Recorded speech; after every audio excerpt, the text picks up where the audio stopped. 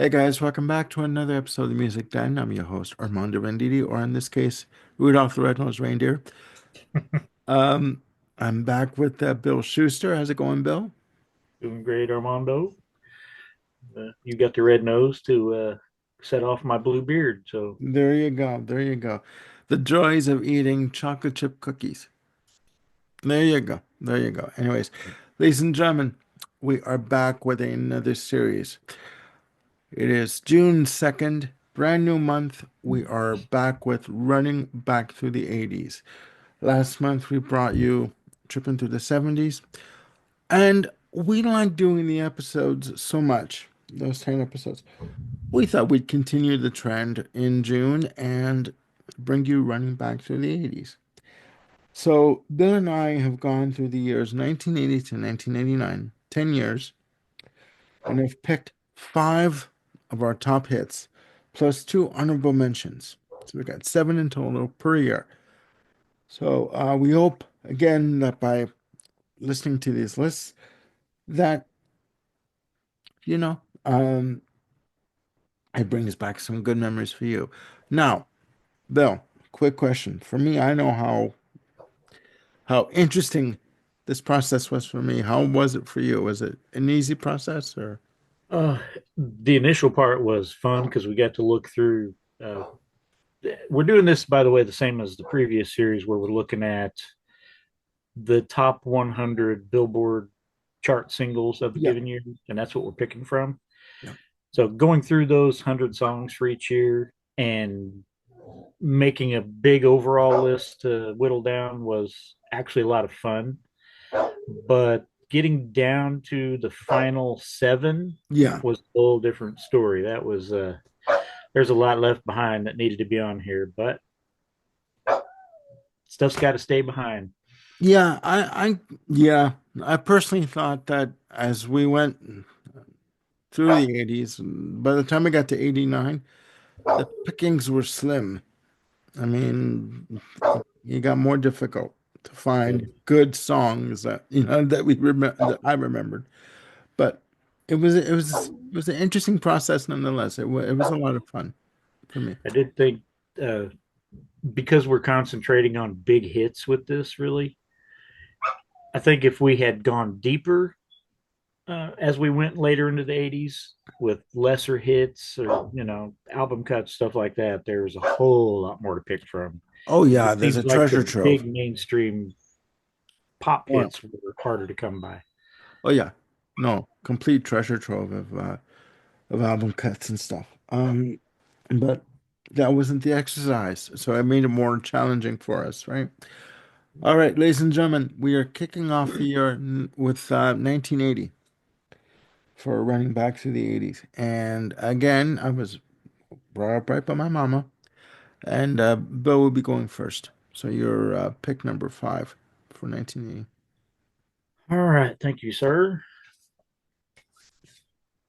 All right, this one is a kind of a duet, kind of not. It was written by two people. Well, actually, a number of songs for this year could fit in the yacht rock category that is so popular in recent years. Yeah. But these two guys are absolute kings of that particular category. Uh, they won a Grammy for What a Fool Believes, a co-write. It's, of course, Kenny Rogers and Michael McDonald. Another song they wrote together, that one was under the Doobie Brothers name. This one was credited solo to Kenny Loggins. Did I say Kenny Rogers previously? Yes, you do. Okay, yeah. I meant Kenny Loggins, obviously. Okay. Um, but yeah, this is a Kenny Loggins solo credit, but Michael McDonald co-wrote the song and he does background and harmonies on it, Yeah, which he's. is very clear. The song, of course, is "This Is It." Oh, Uh, yeah, this I think is the best of their collaborations together. I like this even better than "What a Fool Believes." Uh, it really is a very emotional song. Throughout the writing process, apparently they were having trouble, and at one point, Kenny's dad got really sick and was in the hospital, and it hit him, and he went back and told Michael McDonald, "Okay, I've got it. This is not a love song. This is a song about living, about About life. being Yeah, alive." Yeah, it became a whole different sort of thing. Added a deeper meaning to it than just your basic, romance type song. yeah, And that adds a lot of power to it. And when you get these guys together on vocals, wow, my yeah. God, It's powerful. yeah, they work so well together. Yeah, this is it. It's a definitely a yacht rock classic, and it's Oh yeah. my number five for the year. Okay, that's a good one. That's a good one. When I saw that on the list, I thought, oh, I haven't heard that in a while. But no, it's a good one. It's a good one. First of all, ladies and gentlemen, again, before I start, my lists are going to go all over the map. My first, well, number five on the list is Bette Midler with The Rose, uh, produced by Paul Rothchild, uh, released on Atlantic Records. And if you've seen the movie The Rose, woo, Bette Midler throws her heart and soul into this role. Loosely based on Janis Joplin. Uh, Very beautiful piano driven track. Building up of the vocals, like layering of vocals that she does on the throughout the song. It starts out very, I guess, very tiny, as Brian May would say, very small, very tiny, and then it grows in terms of the vocal dynamics and the layering and the spreading out and the multi-layering of the vocals. But very commanding in her approach on the vocals. And it's just a very beautiful song. And then it ends again very tiny, very small. Uh, and she basically said that she almost went nuts doing this movie because she threw herself into the role, um, you know, head first. And it's gut wrenching. That final scene, if you haven't seen this movie, spoiler alert, but if the final scene when she's on stage singing Stay With Me, or yeah, I believe it's called Stay With Me, and she's just ripping her throat apart by just singing like just her heart out. And afterwards, she collapses on stage and dies because of an overdose of something in her system. Um, it's very heartfelt, this song, very beautifully done, and it is my number five. Very nice. My dad's a fan of the Conway Twitty version, which is also good. But yeah, Bette Midler's version is the version. It is the quintessential, I Yeah, believe. Yeah. absolutely.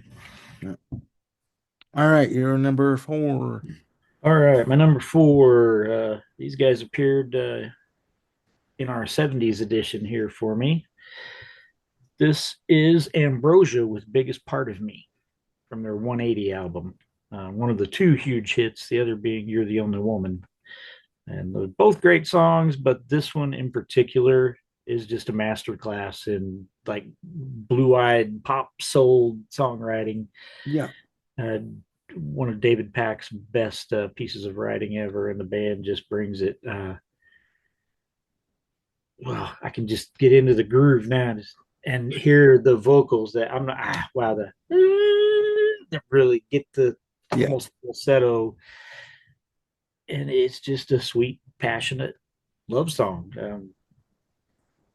Talking about his partner being the biggest part of him. I mean, that's yeah. It's if I remember correctly, David wrote this about his wife, and yeah, that's a hell of a gift for her there. If he's the same one that sang the previous song about thinking about his, How much I feel, yeah, yeah, yes, that's David Pack. I don't believe him. I don't believe a word he says. I'm gonna assume how much I feel was not as autobiographical. Yeah.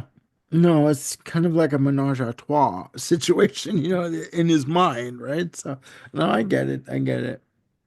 Yeah, that's 100%. No, that's a good pick. yeah. It's They're a good the pick. Ambrosia, of course. They only put out five albums. They're They were had a lot of stuff other than these smooth soul pop type ballads, but that's the songs that most people know them for. That's the hits. Well, I mean, their debut album is pretty much a prog rock album. Yeah, but even that had "Holding On to Yesterday," which was a hit Yeah, more in the vein of "How Much I Feel" and "Biggest yeah, Part of Me" and "You're the Only Woman." But yeah. yeah,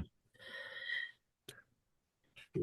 My And number he's two. also connected to the whole yacht rock scene too, as he's had Michael McDonald on. They've worked together, and yeah, anybody that's worked with Michael McDonald, that's an automatic in. Yeah, yeah. So yeah, biggest part of me by Ambrosia, number four. That's good. That's a good one. My number four.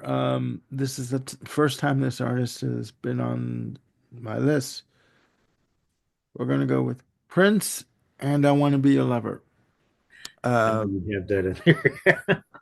well, I mean, this was his second album, which was recorded from his debut.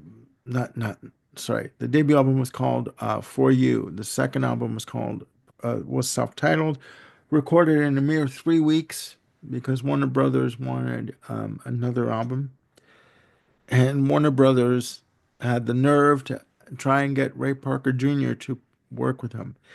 And the story goes, they asked Ray Parker Jr. to go and check him out in the studio. So he went in and started chatting with Prince and started listening to what he was doing. And Ray Parker Jr. called Warner's back. I think it was Lenny Waronker, who was the head of Warner Brothers for that division, and said, "He doesn't need my help. He knows exactly what he's doing. Leave him alone. He knows what he's doing. Back off.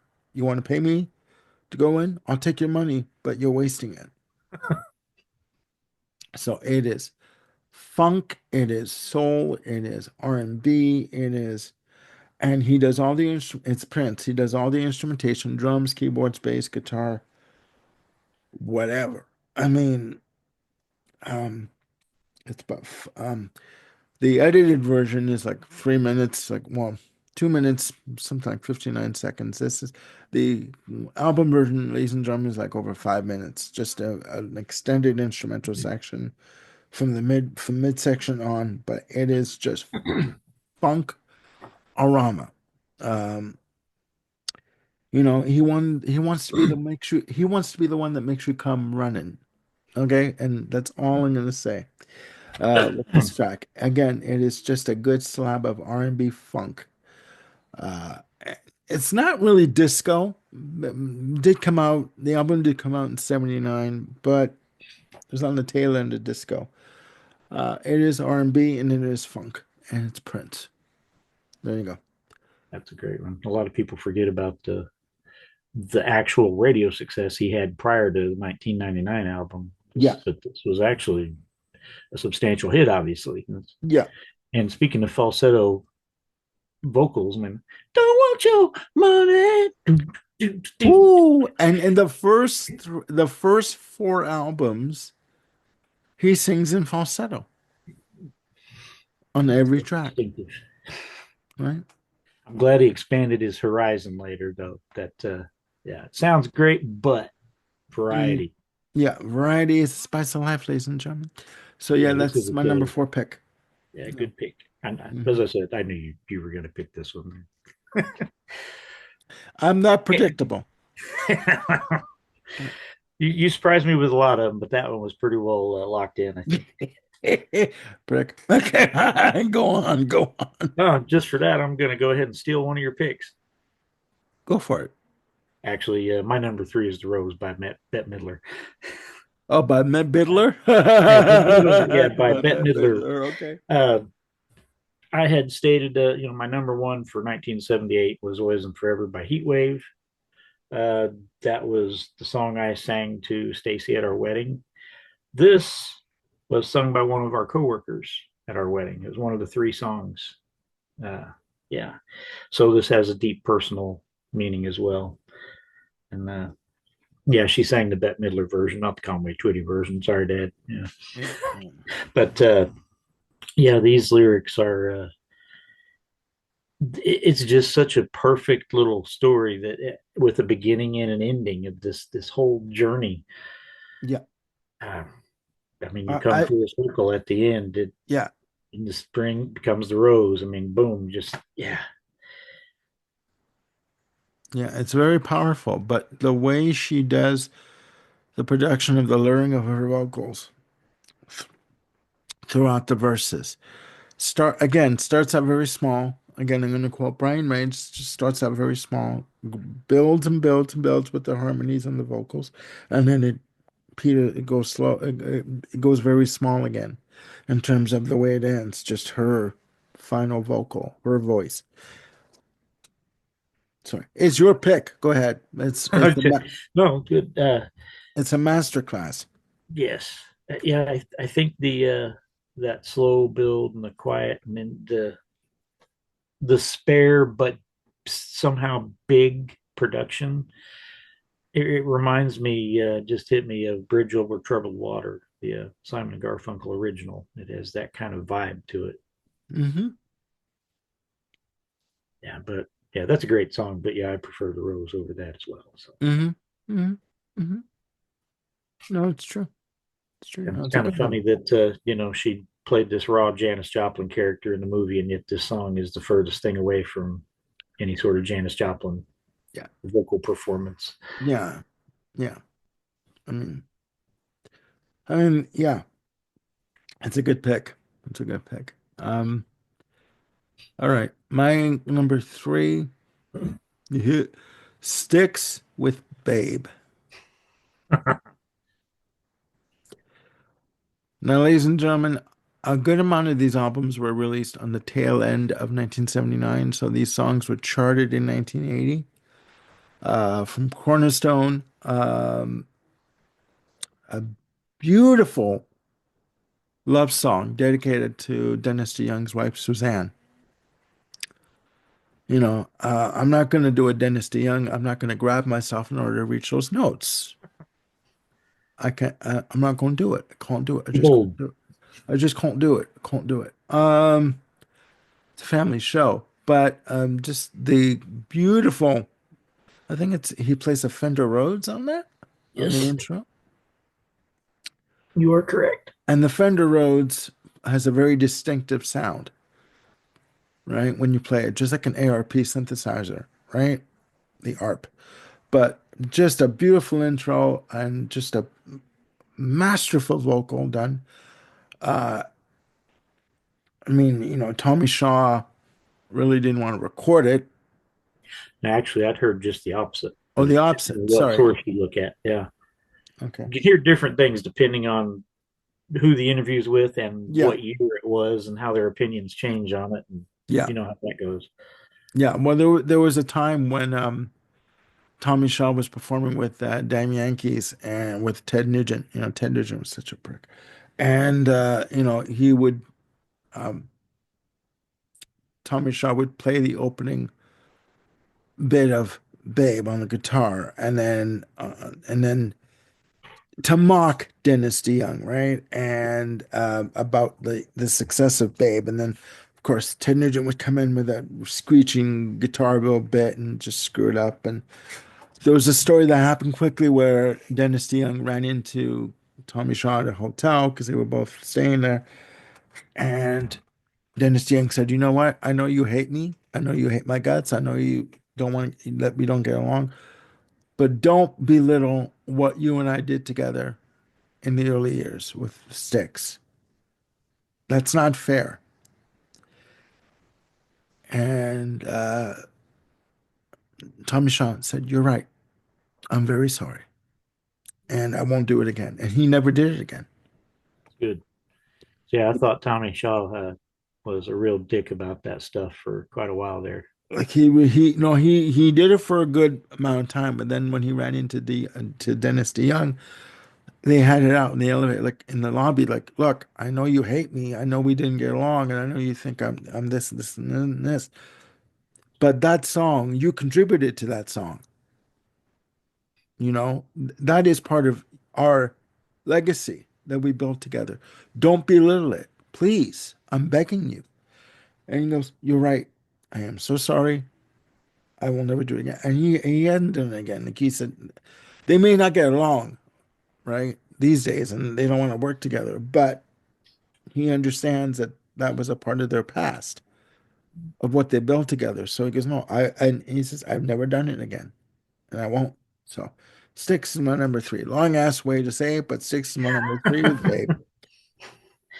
We tried to do this. We tried to be really short with this episode. It ain't gonna happen. Go ahead.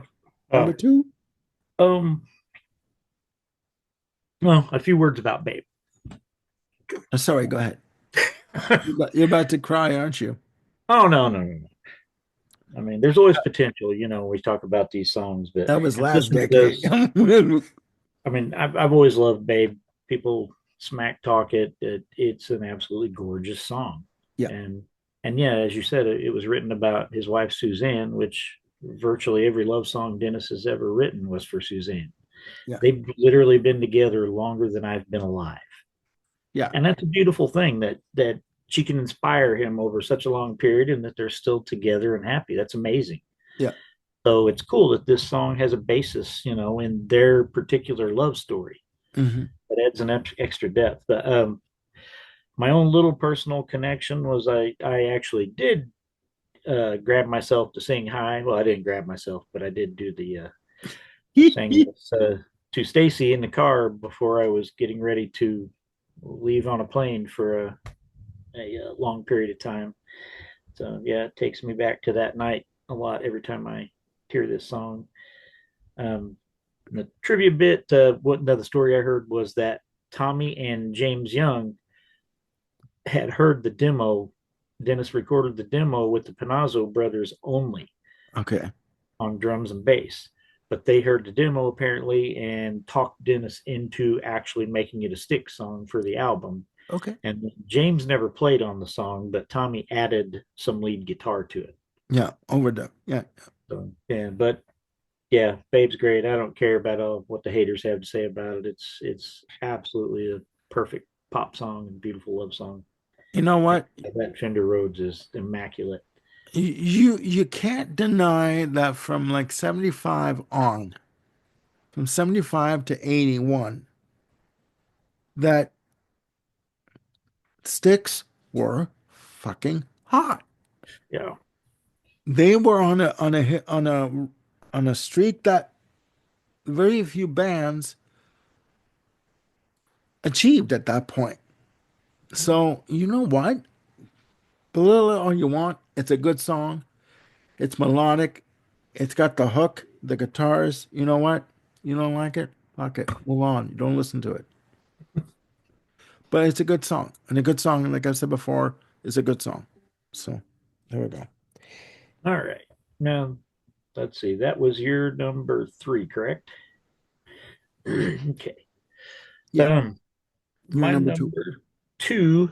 We're getting back into the yacht rock territory again, though this isn't really necessarily a yacht rock artist. This song absolutely fits. It's one of those that I love to sing when I'm floating around on my pond at night in the summertime. It's Cool Change by Little River Band. Hmm. It's our Okay. Australian content for the day here. There we go. Seeing on your shirt there. Sydney. Yeah. 2018, guys. I was there. Yeah. The Be- Little River Band, It yeah, was this is one of my beautiful. favorite songs by them. It really is, and it's the whole being out on the water theme is perfect for the whole idea of yacht rock. And it, even though it doesn't have any of the traditional yacht rock players, it absolutely fits the vibe sonically and everything. But yeah, it has a very unusual lyric to it. I Hmm. mean, it's not really a love song or anything. It's just about this guy needing to get away, and he feels his best when he's all alone out on the water. I mean, that's kind of beautiful, but kind of sad simultaneously. Um, an unusual subject matter for such a big hit song, but yeah, I absolutely love it. I never get tired of singing that song. Yeah. Yeah. So Little River Band, Cool Change is my number two. Cool. Perfect. All right. I told you my list was going to go all over the map, and here we go. Number two for me, Cool in the Gang with Ladies Night. Feelings Ooh, wee! I mean, you want to talk over about, tonight. oof, you want to Yeah, talk about funk and disco and bottom end on the bass? Sweet Jesus. I mean, like, ooh, ooh, ooh. Now, this is the first album. I mean, Kool and the Gang have been around since the 60s. yeah, This is the first album to feature the lead vocalist J.T. Taylor. And he just added a new dimension to the band as being, and Nala's just staring at me. She likes Kool and the Gang too, don't you, sweetie? And he just added a different dimension being the vocalist. But this is bass driven, ass shaking, and I'm talking about the album length version. Um, and it's just a feel good song, just like it gets you moving, and you just you sit there and you think, okay, you hear the bass come in, and the bass just come in on the lead. It's like whoo, and then oh my God, it's just full rich bass that comes in. The bass drum comes in, and then you hear JT come in on the vocals, like suave and oof, like more like a baritone. Mm, mm, mm. Sweet Jesus. And then by the middle of the end of the song, sorry, not middle, but the end of the song, your ass is shaking.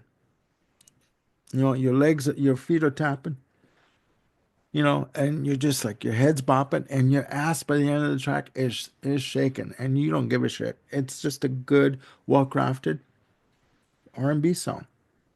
So that's my number two. There's no hidden messages here. I just like the track. And again, when you grew up with three older sisters who always buy music, you're going to be influenced.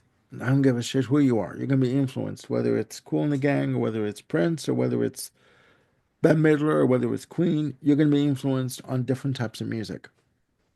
So yeah. He that's did my bring number a two. whole. Hmm? He Sorry? did bring a whole different element. He brought a more, that smooth soul and pop element to them. I mean, they'd already been very successful, obviously, Yeah, stuff like Jungle Boogie and things like that. But yeah, this was a whole different vibe, and I like both the pre JT and the JT era, yeah, or they both have yeah. No, something. I do too. I mean, oh yeah. I mean, And James Brown himself, I believe, said the only ones that were almost as funky as him, I think it was, were Cool and the Gang. This was back in their early to mid '70s. yeah. So if the Godfather himself says that, you got something. Oh yeah. If James Taylor says, James Brown says it. Sorry, James Taylor. If James Brown says it, then yeah, yeah. You're bringing in James Taylor. I'm bringing in Kenny Rogers.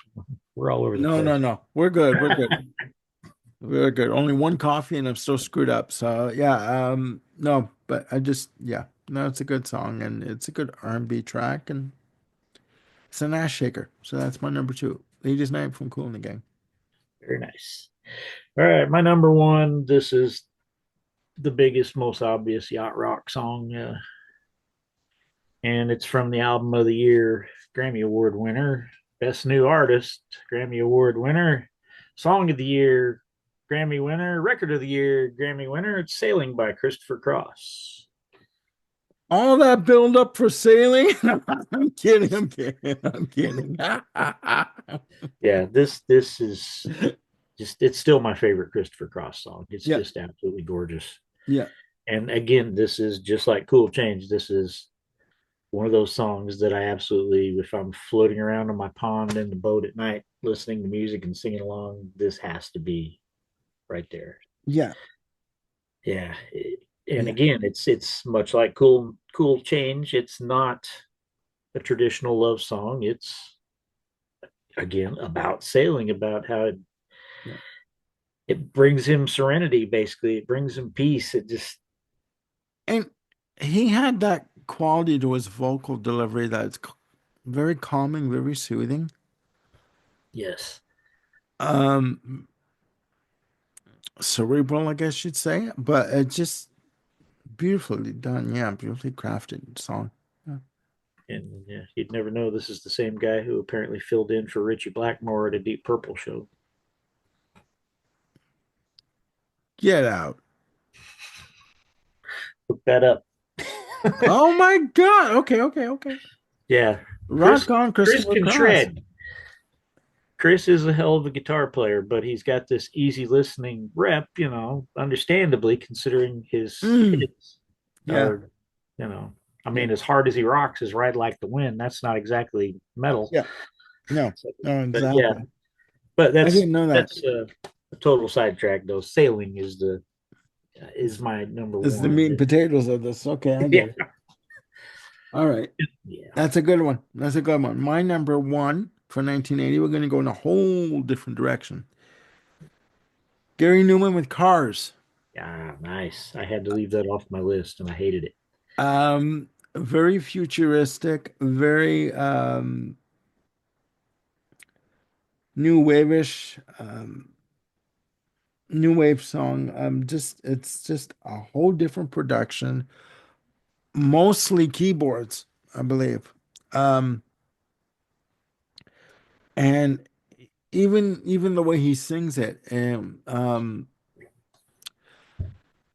it's almost, I don't want to say robotic, but the way he delivers the vocal, it's like one syllable, very deliberate and measured, the way Yeah, he sings the verses. not emotional. Yeah, just cold, very stoic kind of delivery. But he looked unique, like with the makeup, the white pancake makeup and the you know the futuristic look that he had. Um, yeah, it was very unique for the time. And yeah, house party galore. You had played this at a house party, and people didn't know what the fuck to make of it, of this song, but it was a hit. Probably one of his only hits, because he's had albums after the fact He was much more popular across the pond, in the UK, much yeah, in North in America. UK, Yeah. but and in Europe, but for his one crossover hit, it made an impact. Um, and my brother-in-law Mario used to have this on cassettes back in the day. And he would always sequence this track, like mix this track on the fade out with Friends of Mr. Cairo from John Evangelis, right? So when I hear this song, it brings me back to that time frame. But yeah, it was a very unique track, very unique production. Uh, and the video itself, just centered, singled him out in terms of what was going on at the time, in terms of music and what was out there. And amazing, just amazing. So that is my number one. Cars from Gary Newman. Can't Great speak pick. today. Yeah, yeah, Yeah, I love that song too. It was on my preliminary list. Uh, I know. all right, my I called an audible here when you picked Babe. That was my first honorable mention, but we talked quite a bit about that. You can I repeat. actually had just put Babe on the list yesterday and replaced my Ah! original mention. So now I'm going to put my original one back. Okay, And speaking of Kenny Rogers, I really am putting him on here. It's Gambler. Coward of the Oh, County. Carrier of the County. Again, I mean, this one is a love song, but in a weird way, a very unique way. It's a story song. The love song part is more indirect. Um, this one does get me. Yeah, So, yeah, this one I listened to it yesterday and I got all choked up listening to it. Even though I know the story, I mean it's this almost cheesy, over the top, almost stereotypical, sad country kind of yeah, tragic thing. But yeah, for those who don't know the story, the basic gist is Tommy, the main character, is 10 years old and his dad's about to die in prison. And he makes Tommy promise not to do the things he's done, to yeah, basically don't choose violence ever. yeah. And And it's hard. It's yeah, emotional.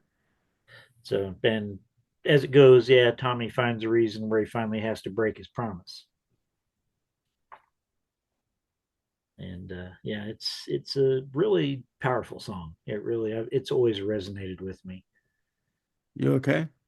Oh yeah, I mean it's like I said, it's an emotional song. It's meant Yeah. to be. It was written to push buttons, and it Yeah. does. Yeah. It's No, it's true. It's a true. well constructed song that Yeah. tells a sad but also inspiring story. So, spoiler Yeah. alert: despite some tragedy along the way, Tommy comes out on top. That's good. That's good. Yeah, So I haven't heard that song in a long time. I hadn't prior to yesterday. It had been a while, and Yeah. obviously it still has an effect. So, Yeah. "Coward of the County" by Kenny Rogers is my first honorable mention. Yeah. No, no. He had the hits. It's unfortunate he got into some trouble in the mid 80s there with some questionable behavior. I don't want to say but we won't go there. That's a good one. That's a good one.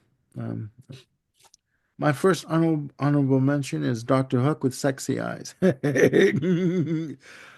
There's no deep meaning behind that pick. I just think it's a good slab of, I guess, pop rock slash R&B with a good groove and a good vocal delivery. I think it's a good track.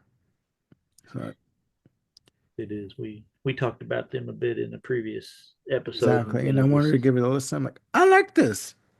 I can shake my ass to this. Okay. All right. Well, good. So, yeah, no, that's my first honorable mention. yeah, cool.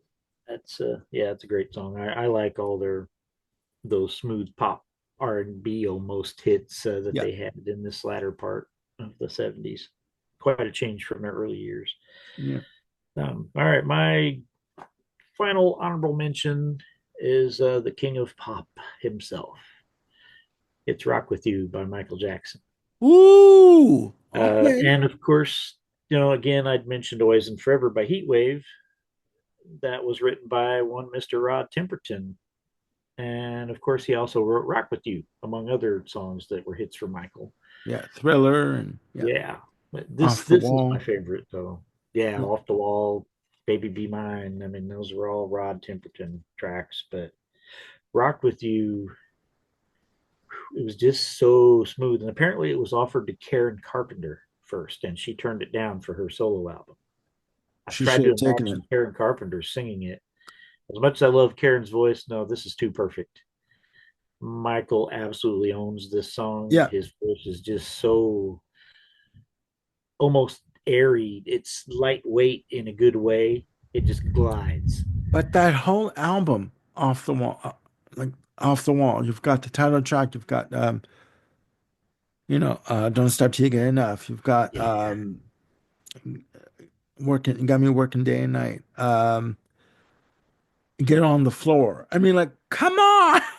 Every song on that album. Uh, oh, I mean, yeah. No, but sorry, you were saying rock with you. Yeah, yeah. It's just absolutely smooth R&B pop perfection. It really is. Just yeah, takes me back to being 12 years old again. This was it's definitely at all nine. the little I, local school age type dance places and yeah, whatnot. I was 9 when this came out. It hurts. Oh, I'm old. I'm old. It's a good one though. I love to. Oh, go ahead. No, no, no. Go ahead. No, it's a good one. It's a good choice. What were you gonna say? The little instrumental bits, the instrumental portions of the song are actually fairly simple but very effective. It's I don't even know what the instrument is right offhand, but it's where they go do the little do do do do do do do do do do do do do, Oh, okay, yeah. Okay. Um, almost like a tongue popping sound, but I couldn't yeah, quite yeah, think of yeah, it. yeah, yeah. Like a clicking sound you do. Yeah. Yeah, Okay. Okay, I got it. cool little effect. It's simple, but it's distinctive, and it Yeah. doesn't overpower the groove. No, it doesn't. It doesn't. No, it's a good track. All right, ladies and gentlemen, my last honorable mention for 1980. Rupert Holmes, Escape, the Pina Colada song. Now, guys out there watching, this song is a hit and a half for your ass. Okay, now let me backtrack. This song is about a couple who are going through, I guess you call it a bit of a rough patch in their relationship. So this individual writes in the want ads, like in the personals, to meet somebody. But from what I'm understanding, he's on vacation with his wife at the same time. And he's on vacation writing this want like this personal ad to meet somebody while he's on vacation with his wife. Only to find out somebody answers, well, let me backtrack. Somebody answers the ad, finds out it's his wife, that she likes all that he likes in terms of, uh, being out in the rain together, going for walks, and just, okay. But in the song, when the wife finds out it's him, all they fall into each other's arms and, it's a happy ever after. That doesn't happen in real life. Well, but Guys she out said, there or women out there, they're going to write a personal ad while you're on vacation with your husband or your wife. You're about to get your ass whooped because you know something? No self respecting individual is going to find that, realize that it's their spouse, and say, oh, let's run off again together. No, you're going to get your ass whooped. You are. You're going to get your ass kicked three ways from Sunday, right? And you're not going to walk off happily ever after. You're going to go to the divorce court. but Okay? unlike the character in How Much I Feel by Ambrosia, that was such a cad, these two are both looking to cheat on each other. So Exactly. This is maybe not they a, wouldn't this go to is divorce court. Maybe they figure, well, looks as like we're good made as for this each other. as good as this song is, it is not a happily ever after ending song. It's a what the were you thinking song. Okay? And no matter how much guys out there, no matter how much you tell your wife, well, you were writing in the personal ads too. Shut up, take the beating, take the punishment, and move on. Because no matter how much you tell your wife, well, you were doing it too, it ain't gonna matter. She's gonna clobber your ass from here to Sunday. Okay, I'm telling you, and Bill can attest to that. Am I wrong?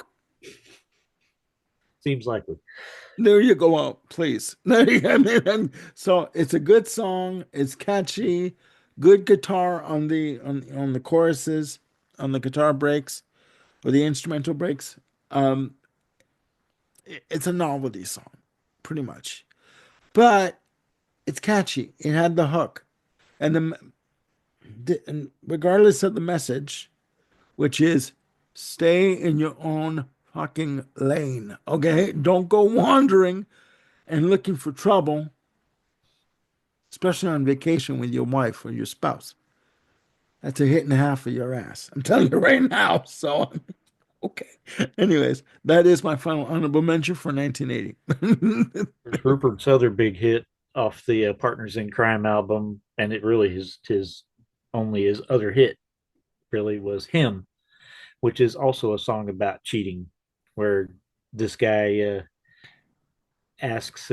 basically asks his wife to choose between Rupert or him, the guy with Yeah, the smokes that are not Rupert's brand. That's how he knows he's been there. exactly.